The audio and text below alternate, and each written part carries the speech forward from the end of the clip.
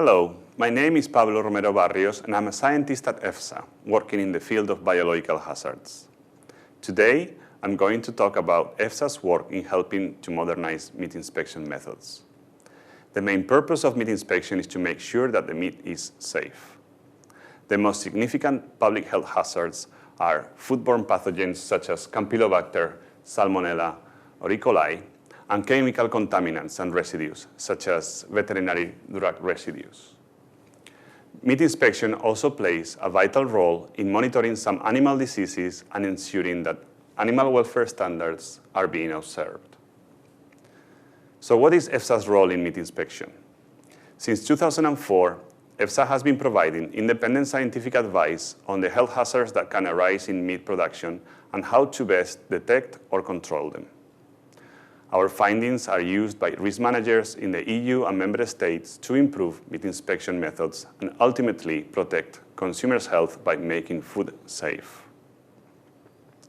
Traditional inspection methods use physical checks such as visual inspections, palpation, and incisions to examine meat for lesions or flaws, such as bruising or broken bones. However, such manual practices often date back decades and are not always adequate to detect the main public health hazards.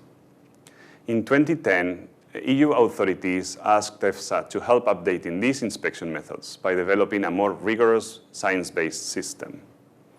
EFSA was tasked with introducing a risk-based approach to meat inspection for each stage of the meat production. For example, on farms, during slaughter, or further processing of meat. EFSA scientific advice covered the different meat-producing animals in the EU: cattle, sheep and goats, poultry, farm game, horses, and swine. This was a complex task. To complete it, EFSA called on its experts from a number of different fields. These include biological hazards, chemical contaminants, data collection, and animal health and welfare.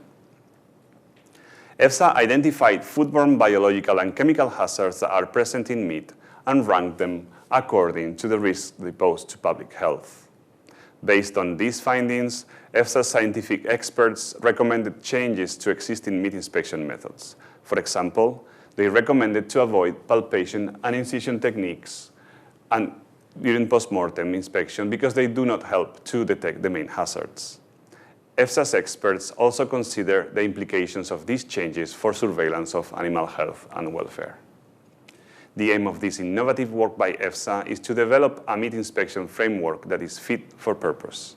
It's about applying 21st century science to help ensuring the food on your plate remains safe.